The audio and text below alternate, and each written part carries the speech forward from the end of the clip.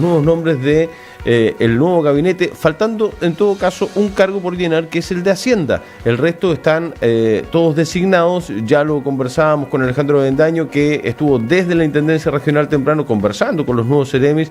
También le vamos a preguntar a nuestro próximo invitado qué le pareció, si conoce a algunos o los conoce a todos o no a todos. Bueno, Dali Boreterovich, presidente del Partido Comunista, está con nosotros. ¿Cómo estás, Dali? Muy bien, buenos días, Mauro. Buenos días a todos los oyentes, televidentes, como siempre. Había venido en la noche. No, pero en la mañana igual habíamos estado durante el verano. En el verano. Sí, en el verano estuvimos y un par de veces me ha tocado que me ha invitado Don Alejandro Bendaño, así que contento con la Radio Polar, como siempre.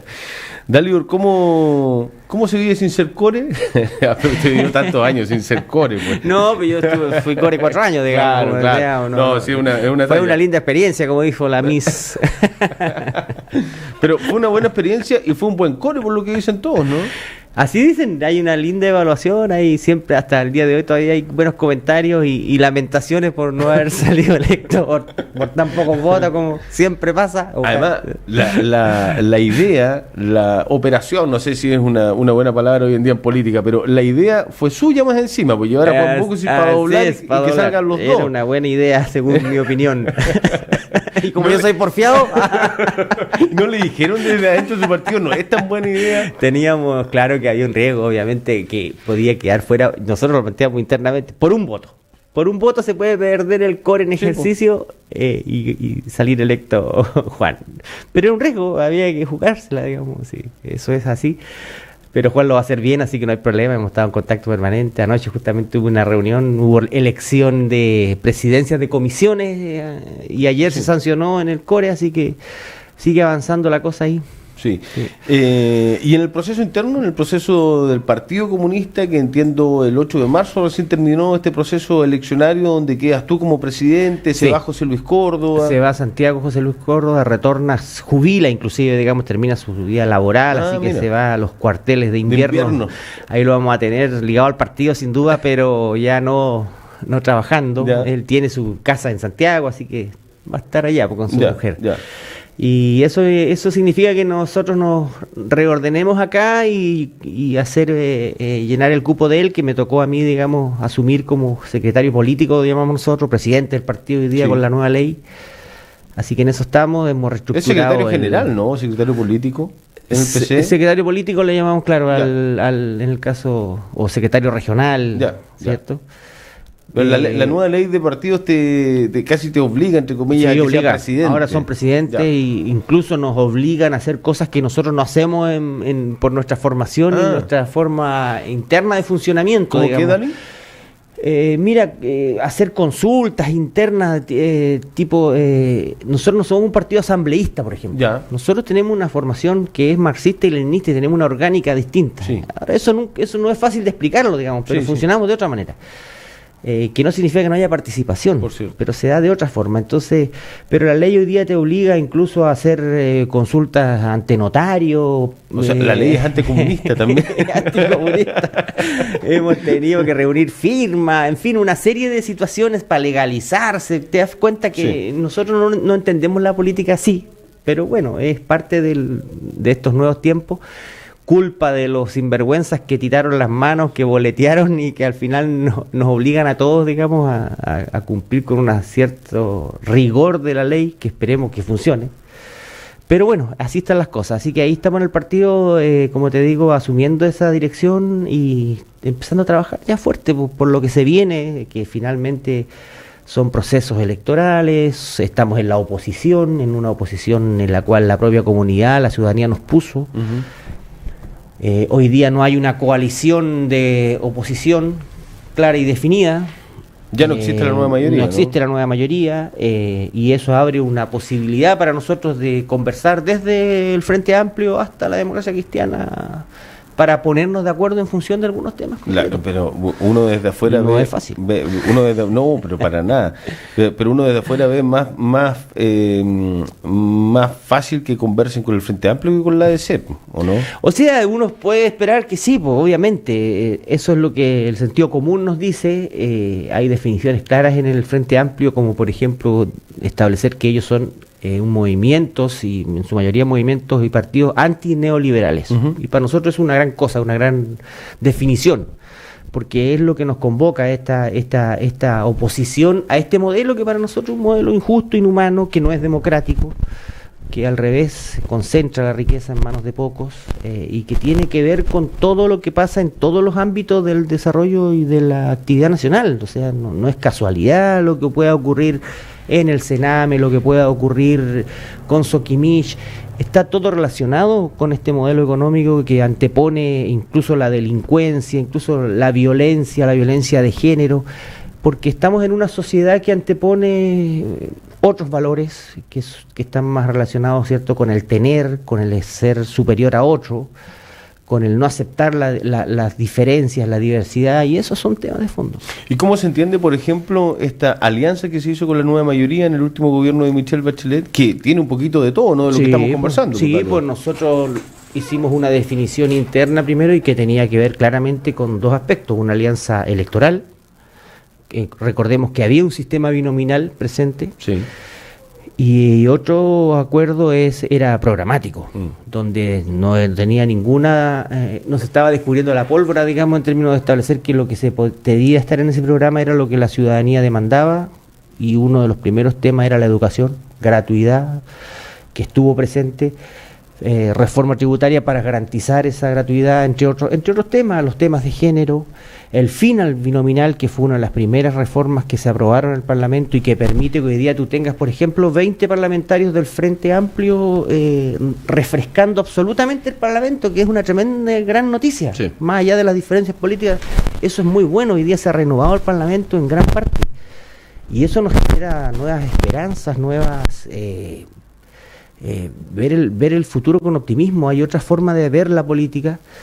Así que en el fondo estamos contentos con haber formado parte de esta nueva mayoría por el solo hecho de que se avanzó en 4 años en temas que son muy importantes para el país, y ese es el sentido, son acuerdos programáticos y acuerdos electorales, y para eso estamos disponibles para el futuro. Si finalmente lo que queremos, como te digo, es hacer retroceder estas políticas de la derecha, no lo vamos a lograr nadie por sí solo. Ninguno de los partidos que hoy están en la oposición ni de los movimientos va a lograr nada solo. Tiene que haber acuerdos.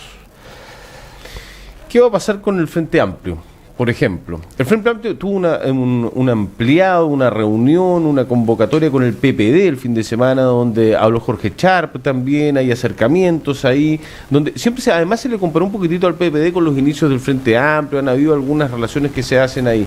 ¿Qué crees que va a pasar con eso? ¿Cuándo entre comillas, cuándo le puede tocar al PC también sentarse a conversar con el Frente Amplio en este tipo de ampliados? Mira, yo creo que ya ha ocurrido en términos de que el partido ha conversado con movimientos que integran el Frente Amplio. Sí. Y eso 17 movimientos. Exacto. Y eso ha ocurrido tanto a nivel central como en regiones.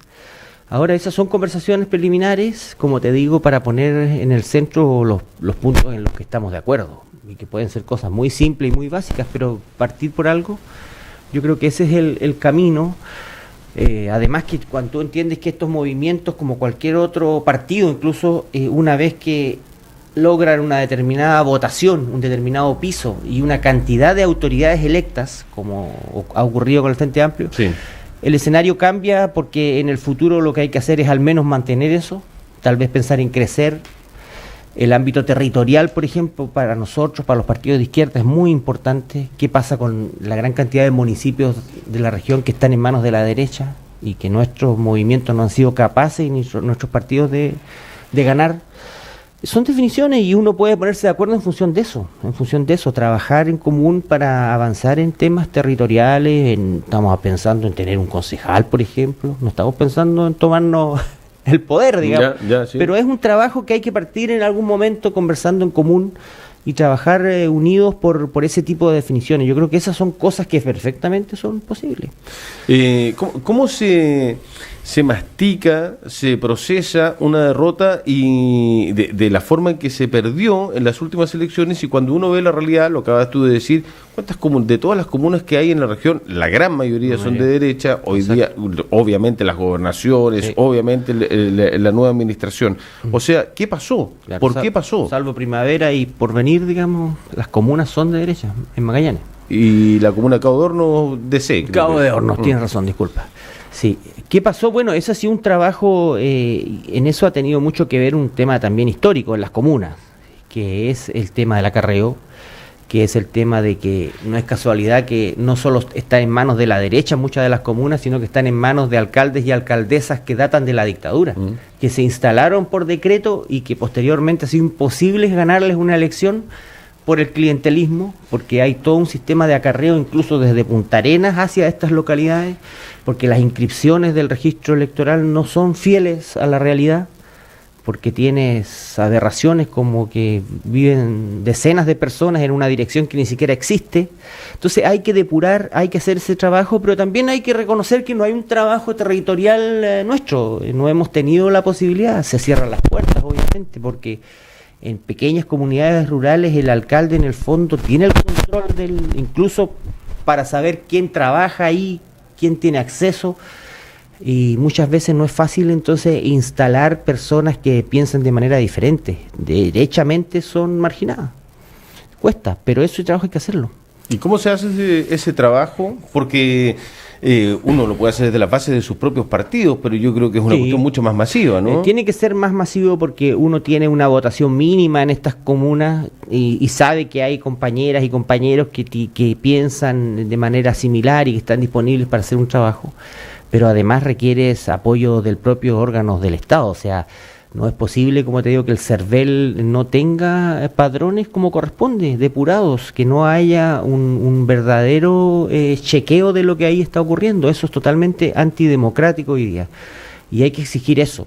Eso se puede hacer hoy día desde el Parlamento. Se puede hacer con la gran cantidad, como te digo, de nuevos diputados que ponen en esto en el centro porque también les interesa este cambio.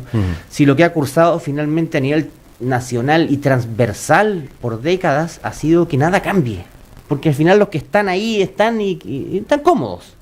Entonces ha habido esta suerte de pactos de no agresión, digamos, de no meterse en situaciones que la verdad es que nos pueden perjudicar a todos, entre comillas, si perdemos el... Sí, sí. Y se pierde ideología, se pierde cercanías con movimientos políticos. Exacto. Eso ha pasado. Ha pasado. ¿Ese es el meollo del asunto de los últimos 20, 30 años en la política chilena, o no, Dalio? Es el meollo del asunto porque finalmente partimos con una política de los acuerdos, ¿cierto? Y de la medida de lo posible, que en un momento era perfectamente entendible cuando tenías a un dictador que todavía ejercía poder, cuando venías recién saliendo de una dictadura, pero eso en el tiempo, la verdad es que se fue transformando en una negociación permanente, y hoy día tienes un problema tremendo con Punta Peuco, que es parte de esa misma negociación. En un momento dado se dice, bueno, pero si van a ir presos, no pueden ir presos a cualquier parte, instáleme una cárcel especial. Sí. Eso fue parte de un diseño, de una negociación que a todas luces hoy, ¿cierto?, se fue mucho más allá de lo que la comunidad quería. Finalmente el desarrollo económico nos hizo entregar las carreteras, los aeropuertos, los puertos, el cobre, el agua. Entonces hoy día hablamos también de soberanía, pero resulta que gran parte de nuestras riquezas naturales están en manos de extranjeros. O sea, esto ha sido todo parte de una negociación muy amplia. Otros dicen que un plan muy bien armado. Se llama sistema neoliberal, ha sido exitoso para los neoliberales, particularmente en Chile, donde se utilizó además como un laboratorio a nivel internacional, donde se instala la FP como un verdadero experimento, único país en el mundo donde tiene solamente previsión 100% privada. Se instala el neoliberalismo sin ningún tipo de regulación. Esto no existe ni siquiera en Estados Unidos, donde en la cuna, digamos, del neoliberalismo es tan desregulado. Tú ves que allá los servicios fiscalizadores son realmente fiscalizadores, las sanciones son tremendas, las multas no te quedan ganas de meter las manos de nuevo. Sin embargo, en Chile eso no ocurre. Ha sido un diseño muy crudo y que cuesta mucho hoy día hacer entender al común de la ciudadanía que eso tiene que cambiar y que puede cambiar y que las cosas no funcionan así en otros países del mundo ni de América siquiera. O sea, hablar de soberanía, como te digo, hoy día es un despropósito cuando tú tienes claro que aquí todo tiene dueño y eso funciona en torno al 1 al 2% de los habitantes del país que son los dueños de la riqueza. Entonces es complejo, pero para eso estamos, o sea, tiene que haber definiciones de ese tipo y por eso también fue tan complejo llevar adelante esta coalición de nueva mayoría, porque al interior de la propia nueva mayoría tenías personas y sectores políticos que no estaban dispuestos para estos cambios tan profundos que se instalaron en un programa que en un momento pensaron que este programa era una formalidad que a la larga iba a quedar guardado en un cajón. Y el Partido Comunista tuvo la valentía de decir en un momento dado, si las reformas se frenan, nosotros nos retiramos de esta coalición. A mí no me vengan a decir que el frenazo económico es por las reformas económicas. El frenazo económico es producto de una crisis internacional. El precio del cobre se fue a las pailas. Entonces, se intentó y se logró finalmente convencer a la comunidad que las reformas eran malas. Vimos gente marchando porque quería pagar por educación. A ese nivel de control llegamos de los medios de comunicación. Entonces, ha sido toda una pega bien cruda. ¿Fue el PC el partido, uno de los partidos que más apoyó a Bachelet? No sé si el que más o uno de los que más, pero nosotros mantuvimos pero siempre, estuvo firme al lado, ¿no? Siempre al lado, porque en el fondo más que Michelle Bachelet, la presidenta, era el programa de gobierno. O sea, nosotros lo dijimos de un inicio. Nosotros vamos a ser leales al programa y mientras este programa curse, nosotros vamos a estar ahí, digamos. Y lo propio definimos posteriormente cuando Alejandro Guillé fue el candidato. Es decir, no era un tema personal y las opiniones de Alejandro Guillé al interior de nuestro partido eran las más variadas e increíbles que tú te puedes imaginar. Sí. Pero nos alineamos porque había un proceso de continuidad con lo que se había hecho en los 4 años anteriores. Y esas son las definiciones que nosotros ponemos en el centro y así funcionamos, digamos. ¿Qué te parece lo que sucedió con Jaime Campos, ex ministro de Justicia, que el día viernes, un par de días antes del cambio de mando, Michelle Bachelet le pide cerrar Punta Peuco? Básicamente un tema administrativo y él se niega a firmar este procedimiento administrativo. Algunos dicen que hay traición, otros dicen que hay que respetar la conciencia de Campos, que él le había dicho antes y no había sucedido. ¿Cómo lo interpretas? Mira, un poco parte de lo que habíamos conversado recién, antes, en términos de que habían personas al interior y sectores políticos y partidos políticos que no estaban 100% con el programa y no estaban 100% con la presidenta ni con el gobierno, incluso ministros. Campos es uno de ellos. Campos es uno de ellos, pasó antes con el ministro de Interior y el tema de la Araucanía. Ah, claro, sí, ya me voy a acordar. Y hubo, antes de Fernández. Sí, antes de Fernández. Entonces hubo situaciones donde los ministros tuvieron actitudes que no eran propias de un subalterno, si finalmente son subalternos de la presidenta de la República y no están ahí por lindos ni por simpáticos, están ahí por una situación política. Entonces no caben estas objeciones de conciencia, estos pataleos.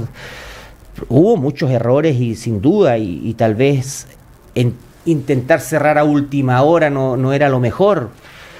Yo siempre digo, a mí nunca me quedó claro que la presidenta se haya comprometido en algún momento a cerrar Punta Peuco. No hay ninguna frase textual que diga eso. A mí me parece que no, a mí me parece que eso surge de una conversación con Carmen Gloria Quintana, como un deseo y una petición de ella, pero yo dudo mucho que la presidenta se haya comprometido a cerrarlo, porque entre otras cosas es una situación compleja, digamos, que no es tan simple como ponerle un candado. Incluso Dalio, el procedimiento que se estaba pidiendo a Campos que firmara no era cerrar Punta Peuco. No. Había modificaciones, pero no traslados. Sí, traslados. Tú podías incluso seguramente reorientar el destino de esas instalaciones y buscar ahí. El tema de fondo es que en Chile no ha habido justicia y no ha habido claridad absoluta de lo que ocurrió y hay responsables de crímenes que todavía circulan por las calles de nuestro país y de nuestra región. Y ese es un tema de fondo. Si Punta Peuco hoy día tiene 70 o más, entiendo, presos, más que cerrarlo, digo yo, hay que llenarla. ahí tienen que estar todos los que tienen que estar, y eso es lo que no ha ocurrido. Entonces hay un tema de fondo, lamentablemente, y en eso las organizaciones de derechos humanos tienen mucha razón. Aquí no ha habido justicia, aquí las Fuerzas Armadas se han lavado las manos, aquí no han dado toda la información que tienen, incluso ya transcurriendo tiempo para que nuevas generaciones de oficiales, nuevas generaciones de altos mandos se hagan cargo, generaciones que sin duda alguna ya no tuvieron nada que ver con lo que ocurrió en su momento. Aún así no han sido todos los leales con su país para entregar la información y han dicho cara de palo, así, pero cara de palo, aquí no hay más información, no sabemos nada. Y nosotros tenemos que eso no es cierto. Entonces eso también da cuenta de un deterioro al interior de las Fuerzas Armadas. Por lo tanto, se relaciona perfectamente con el robo que ha habido de recursos y de dineros, porque ese es el nivel de descomposición que tenemos al interior de las Fuerzas Armadas, al interior de Carabineros. ¿Es la resultante, dices es tú? La porque resultante lo que estamos viendo con Carabineros. De una fórmula de hacer las cosas de que, bueno, si aquí no nos va a pasar nada, po. O sea, el día que se sepa, esto no se va a saber jamás, si no se han sabido cosas peores. ¿Crees que el propio sistema es el que te Y es el propio sistema, porque el sistema neoliberal tiene esa descomposición interna de las propias instituciones. O sea, tú finalmente ves que se roban desde el rollo de papel confort del baño del regimiento, de ahí para arriba, todo. Y es una lógica instalada al interior de las Fuerzas Armadas. Es lamentable y es triste decirlo, pero tú ya no tienes más la imagen de esa autoridad que era capaz, en teoría, digamos, de asumir la responsabilidad absoluta por lo que hagan sus subalternos por el solo hecho de ser la máxima autoridad de la institución y poner su cargo a disposición a la primera de cambio, porque efectivamente él se siente responsable de todos y cada uno de sus hombres. Eso se borró de una plumada, ya no existe más. Y es grave, recomponer eso va a ser complejo. Y eso te lleva hoy día a que le faltemos el respeto a cualquier uniformado, que le echemos la culpa a cualquier carabinero, de a pie, que no tiene nada que ver en esta historia, porque finalmente incluso los propios jóvenes sienten que la institución no tiene cómo convencerlos. Si yo vi por todos los medios que se han robado todo. ¿De qué me estás hablando? Y me venía a molestar a mí porque estoy mal estacionado, porque ando haciendo ruido en mi auto, porque claro, tengo un tuning, porque...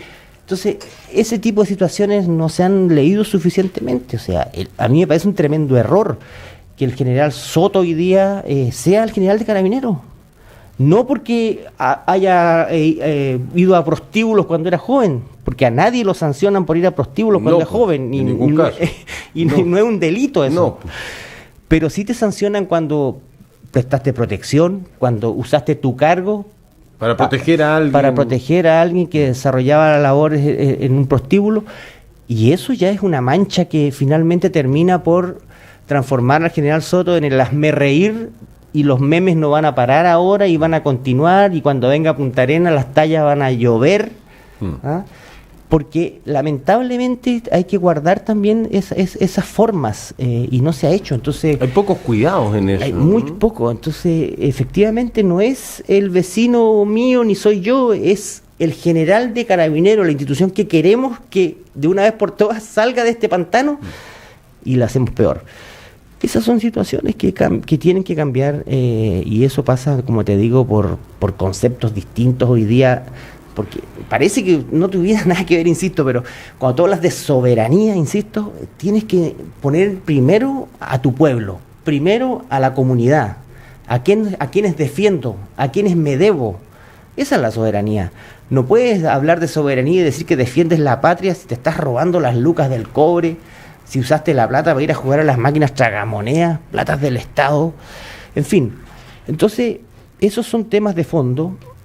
Para más remate, nos informan que se termina la carrera, el ramo de filosofía en la educación. Bueno, han sacado tantas cosas. Nosotros teníamos educación cívica cuando éramos chicos. Educación cívica, entonces las instancias que hay para pensar, para conversar estos temas. Sí. Si esta conversación que tenemos aquí puede ser perfectamente una clase de educación cívica, para los jóvenes. Sí, y lo que sucede, No las cosas que están pasando en la sociedad suceden producto de que no estamos conversando, que no estamos analizando ni profundizando estas cosas. Y usted tiene que convencerse de que tiene que llegar al éxito, cueste lo que cueste, y si hay el peldaño que para llegar al éxito es su compañero de banco, píselo y suba. Sí.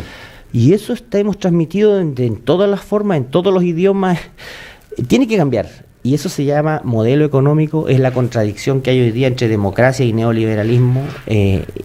Si se te mueren los compatriotas en las salas de espera de los hospitales, ¿con qué moral, digamos, vienes a hablar de soberanía, vienes a hablar de patriotismo?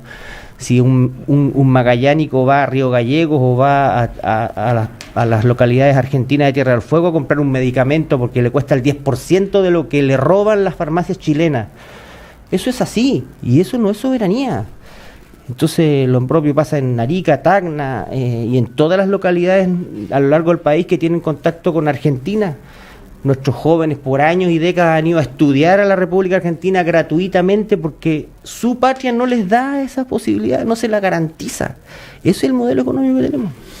Y estamos en contra, o hay muchos dentro de la sociedad que están en contra de la migración, siendo que hay muchos inmigrantes chilenos repartidos en el mundo. Claro. Hay más chilenos repartidos en el mundo que inmigrantes que recibimos. Mucho más. ¿Qué va a pasar con la Casa de los Derechos Humanos y el proyecto? Se trajo el arquitecto Launer en los últimos años, se presentó un proyecto. ¿Crees que va a frenarse en la construcción por la nueva administración municipal? Mira, esperamos que no. Ese proyecto está aprobado ya en todas sus etapas iniciales. Hoy día está en manos de la Dirección de Arquitectura en Magallanes, en un proceso de revisión, porque por los estándares que tiene el MOB, digamos, revisa lo que el proyecto anterior que en rigor se hizo a través del municipio con Launer. Sí.